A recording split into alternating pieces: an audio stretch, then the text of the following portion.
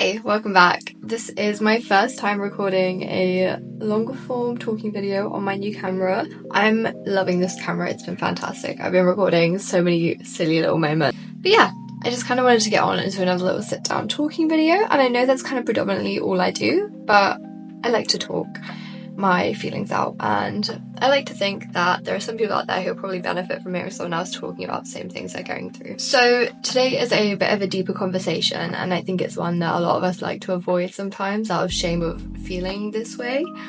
But today I want to talk about comparison. And at 22, nearly 23, I never thought that I would be picking up the burden of comparison again. I thought I kind of got over that well and truly when I was like 17 years old. But it's come back to bite me in the butt. After years of not struggling with it, I found myself at this point where I am looking at other people, and not in an envious way and not in a I want to be them way, but in a self-critiquing way, I guess, in the sense of I'm seeing people doing things that I want to be doing. I'm kind of questioning why I'm not there yet, and questioning my abilities to get there.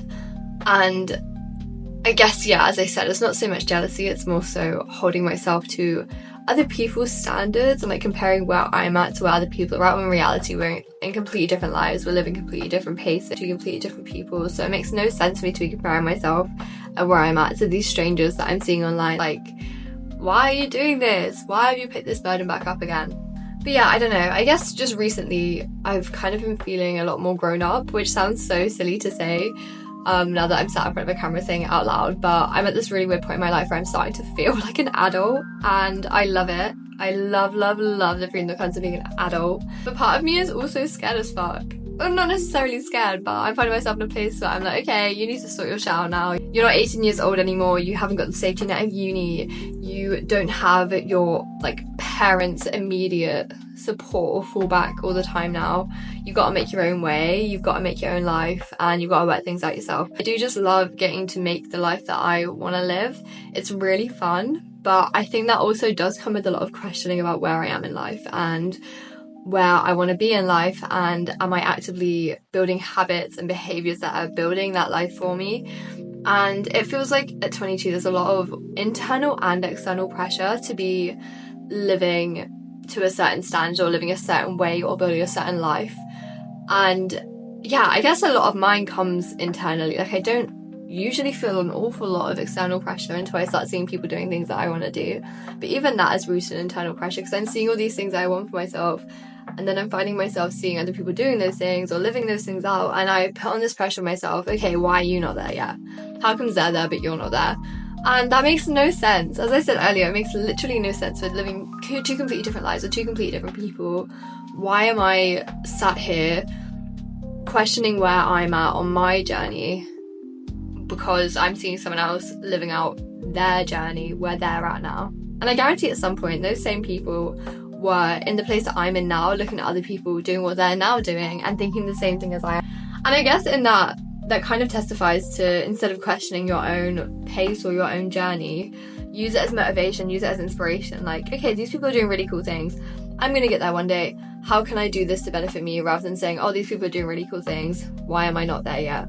Why have you not done this? Why have you not done that? Because I don't think we actually really ever get anywhere by berating ourselves or by disciplining ourselves out of, I guess, shame. I see people go so much further when they love themselves gently and teach themselves discipline from a place of love, and teach themselves habits from a place of love and desire, and not from a place of berating yourself in shame or guilt or pressure. You've got to just be a little bit gentle with yourself, and I think that generally always gets you to a nicer place than comparison does. I think that's safe to say. It's really weird because I truly have no idea how my life is gonna end up looking in 6 months, let alone a year or 5 years or 10 years. I live in a place where I'm seeing all these infinite possibilities in front of me, and I genuinely have no clue how I'm gonna reach any of them, but I'm just having blind trust that I will.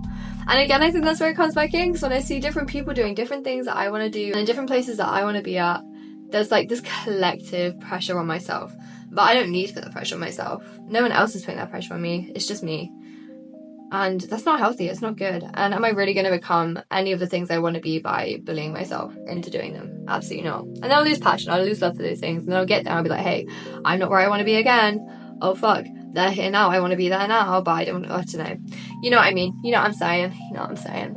I don't know, it feels kind of cool being 22 and like being an adult for the first time and having no idea how anything's going to go or what I'm going to end up doing or who I'm going to end up being or who I'm going to end up loving or the place I'm going to end up seeing. It's just like infinite possibilities stacked on top of each other, and I know that I'm going to make things work out. I, with complete confidence, trust my ability to make any situation work out, but that doesn't take away the anxiety of a situation. And I was actually on the phone to a friend this morning who is honestly, he is a bundle of good advice, and whenever I need to collect my thoughts a bit, I like to have a conversation with this friend of mine. And we were on the phone this morning just chatting through everything. At one point he just asked how I was feeling about the move and I asked how I was doing, and I was super honest. I was like, hey, I feel hella anxious. I'm about to make the biggest change in my life that is going to change the trajectory of my life, and I'm so anxious about it. And like just in this conversation that I was having with my friend, I realised that it's kind of cheating being human by wishing away the middle stage, because I can sit here and say, oh, I wish I'd just moved already, but we don't get that luxury. You have to take the risk, you have to take the jump to truly appreciate the good that's about to come. You have to let yourself be in that middle ground to learn everything you need to know for what's about to step into place, and you can't cheat out the hard parts. And I feel like in this space there is just so much of a comparison, because you're looking around and seeing people that are already where you want to be, and you're in the difficult place of like the anxiety and the unknown and the oh fuck, what am I doing stage. But in reality, that's where you find yourself, that's where you build yourself, that's where you actually truly find who you want to be and what you want to do, and start knowing how to work towards that. Because like, if I'm so real with myself, if I just got handed everything I wanted, I wouldn't enjoy it. I wouldn't want it anymore. It's like with the travel, with the group trips. If I would have just woken up one morning and someone was like, hey, here's a group trip, sold out, host it, I'd go. It would be super fun. But there's something so special about the fact that I've been able to host 2 trips now to India and Costa Rica, like complete opposite sides of the world to where I live, both of them. Just something so cool knowing that people have chosen to be on this trip because they've seen my content, they've seen my traveling journey, and they've wanted to either start their own or be a part of a group of people that have the same passions. And I remember at the end of my Costa Rica trip, there were 17 other people on this trip, which is insane. At the end of my trip, I had this moment where we were all sat for dinner just reminiscing on everything that we'd learned and all of our favourite memories and what we were looking forward to next. And just hearing this group of amazing, beautiful people talking about their new friendships they've made with each other and the new experiences they've all had. And I had this real moment where I looked around the room and I was like, damn, this makes all of the anxiety about those trips so worth it now. To be here in this moment right now, I finally can understand why the journey had to be so difficult. It really was. Like, leading up to those trips, it was so much work. It's hard. Selling places on a group trip is so hard. And like, it's even harder because a lot of my friends who also do group trips and post content online, they are actively traveling, work so hard for what they have, but they also have like a huge backlog of content because they're always traveling, whereas I'm at home trying to recycle my content, and it's so difficult. And I found myself trying to give myself excuses, but realistically the excuses aren't going to get you anywhere. You have to work out how it's going to work for you, in the same way that my friends have worked out how it works for them, and they're setting up these group trips like that, and I'm so happy for them. I'm so proud of them as well. They are literally, they're so sick. My friends, I actually have a coolest friend.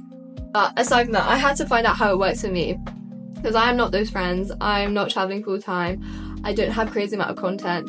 I haven't been to 70 plus countries. I'm just at home and I like to travel when I have the time and money to travel. But I realised on this trip that I'm posting in a way that works for me and reflected me in my life.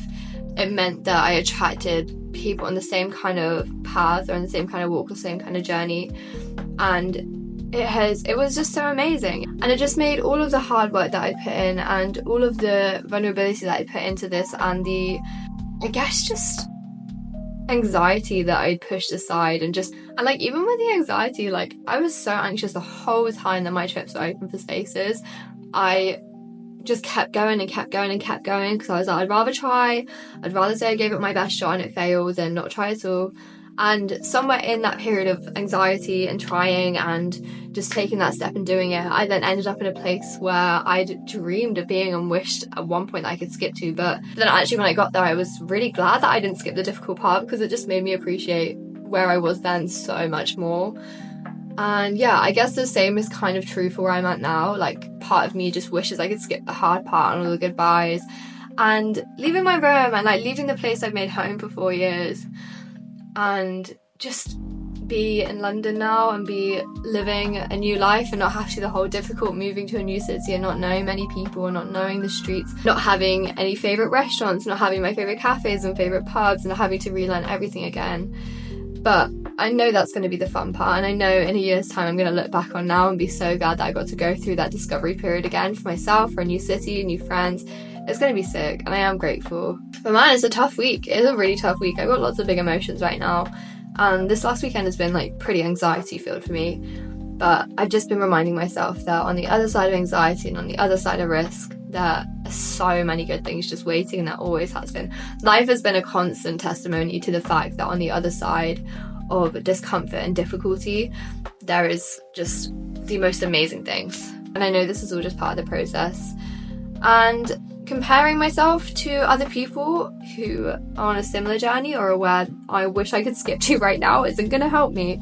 So I'm trying to say fuck you to comparison, and I guess just keep pushing forward on my own journey at my own pace and not rush myself or not push myself further ahead than I need to go to be where other people are. Because I just want to be where I am. Because I was put on this earth to live my life and experience my life uniquely, and to love the people that I'm going to love and meet the people I'm going to meet and experience things that I'm going to experience. And it would just be a shame to get to the end of my life and look back and realise that I just did everything else the way that other people did it, because I was pushing myself to the point of shame, I guess. Like, yeah, I don't know, just degrading myself because I wasn't where they were. That's not the point of life. That's so crazy, because I'll still get to the end of my life and I'll have all the amazing memories and all the amazing connections and stories, and they'll be mine, and they won't be from a place of comparison. They'll be from a place of authentically chasing a life that I wanted to live and things that I wanted to experience. And I'm really grateful that I get this new chapter, and I am really grateful for how difficult it feels right now. Because number one, it means that there are so many things worth missing here, and like even now I'm kind of tearing up thinking about it, because I'm not naive to the fact that I have so many amazing relationships here and amazing memories here in this city, and it's always going to be the place I first found myself, and I found all my favourite people, and I made all my fun like young adult memories, and the place I went to uni, I made all my uni memories and got my degree. It's always going to have such a soft spot in my heart, but there's a time to move on, and I know that in the same way, London is also going to become a place that has a really soft spot in my heart, and a really big one, the same as Plymouth is right now. And that makes me excited to keep going and to find out what happens, and to push through the anxiety and the nervousness and the discomfort, and try and enjoy this moment where I'm feeling all those things. Because I know that I'm going to get to a point where I'm going to look back and be super grateful for the time that I invested in myself during this time to work myself out and work my journey out and work my path out. And I can't wait. I can't wait to be at that point, but I'm just trying to enjoy where I am now and trying to step away from comparison and just live my experience, I guess. It's officially 8 days until I move to London. This time in a week, I'm going to be getting ready for bed in this house now for the last time. I'm going to be laying down in my bed for the last time. I'm going to be looking around my room before I go to sleep for the last time. And I'm going to see all my stuff packed up. I'm going to have this really weird moment of knowing that this chapter is about to end. But then the next day, I'm going to hop on a train with my bags and suitcases, leaving some of my shit back here. And I'm going to be watching all the scenery as I leave Plymouth on the train, knowing that this place is always still going to be here. The people I love are just a phone call away or a quick coach or train away.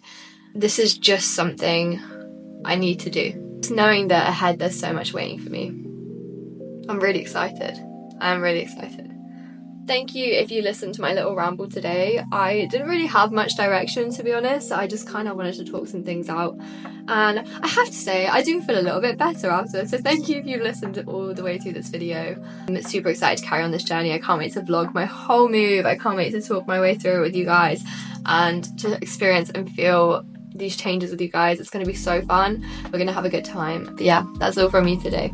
Anyway, don't forget to like, comment and subscribe to see my future videos and to experience my move with me. It's going to be fun. I'm going to have lots to talk through. It's going to be a good time.